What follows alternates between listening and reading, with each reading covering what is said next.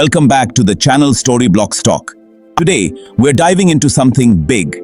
Prime Minister Narendra Modi's visit to Russia for the 16th BRICS summit. He had a great welcome at his arrival, and it can be seen in the video shared by Mr. Modi on X.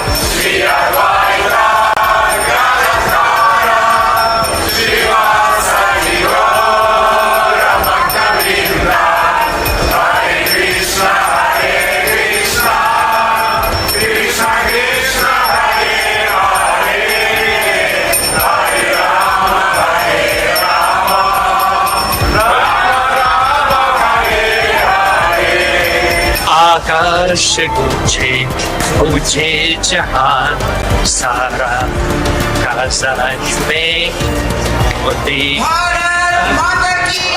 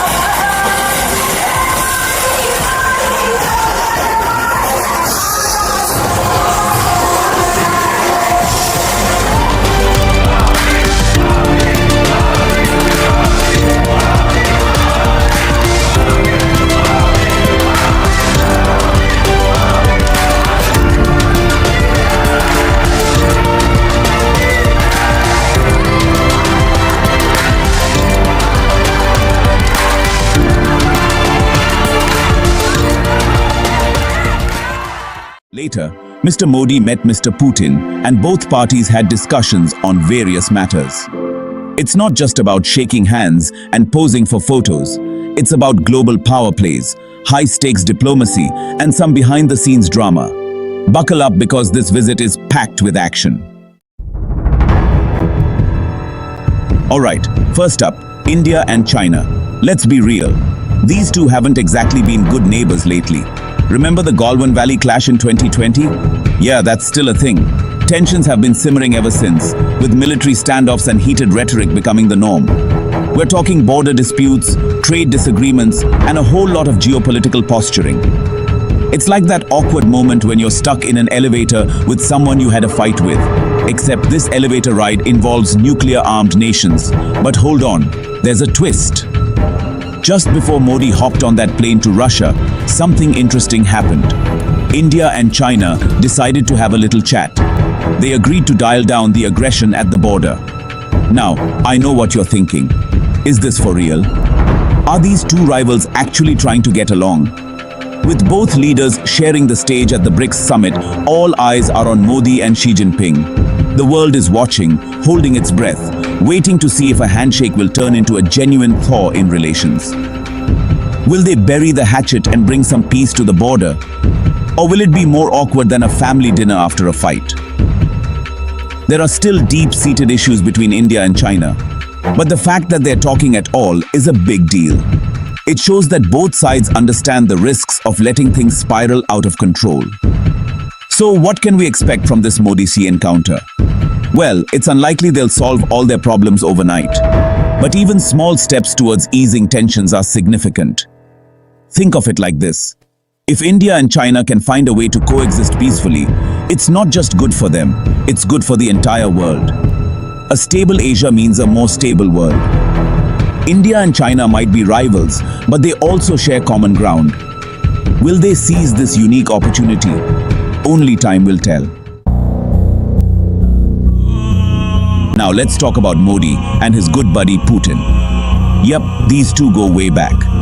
We're talking years of close ties, strategic partnerships, and even some warm personal chemistry. But this isn't just a casual hangout between old pals.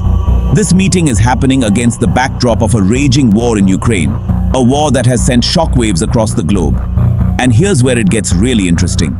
Modi is walking a diplomatic tightrope. On the one hand, India has strong ties with Russia.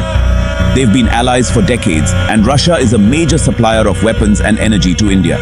On the other hand, India is also a member of the Quad, a strategic dialogue with the US, Japan, and Australia, which is seen as a counterweight to China's growing influence in the Indo-Pacific. So, Modi is in a tough spot.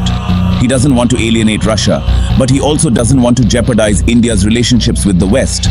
And then there's the small matter of, wanting peace in the world.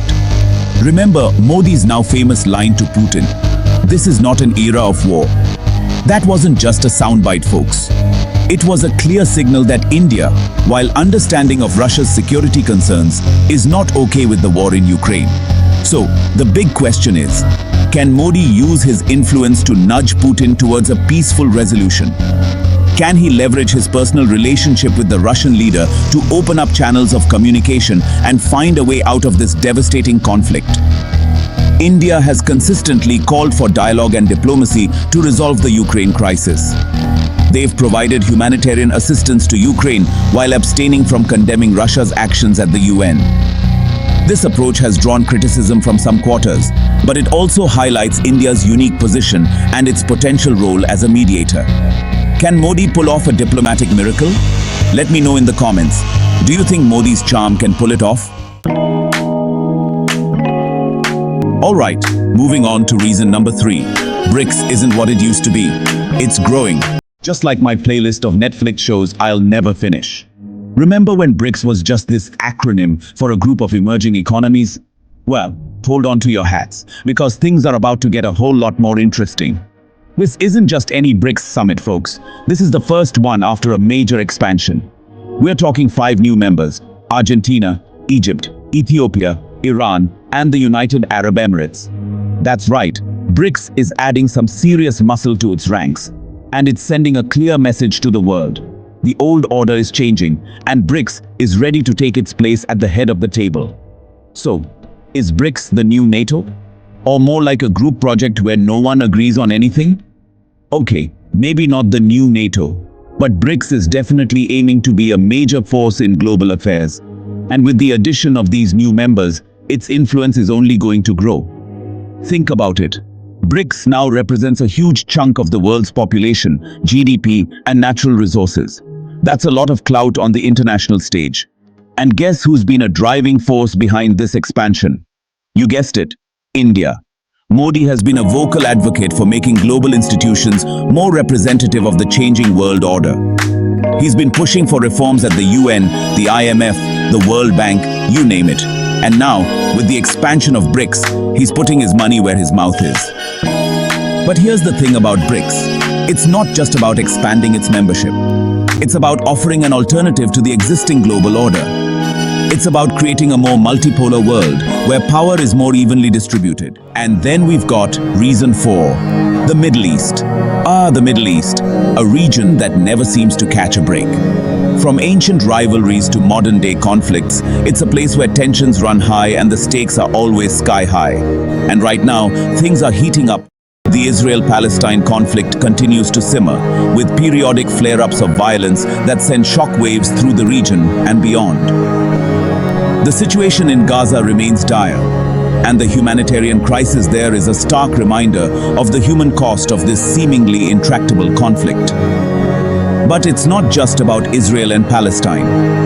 The Middle East is a tangled web of alliances, rivalries. You've got Iran and Saudi Arabia vying for regional dominance. You've got the Syrian civil war, which has dragged on for over a decade and created a massive refugee crisis. And you've got the rise of extremist groups like ISIS, who thrive on chaos and instability. So, where does India fit into all of this? Well, India has a long history of engagement with the Middle East. It's a region of vital importance to India for several reasons. First, energy security. India is heavily dependent on oil imports from the Middle East. Second, trade and investment. India has strong economic ties with many countries in the region. And third, the Indian diaspora. Millions of Indians live and work in the Middle East, sending back vital remittances that support their families back home. Modi is expected to meet with Iranian President Ibrahim Raisi during the BRICS summit. This meeting is significant for a number of reasons.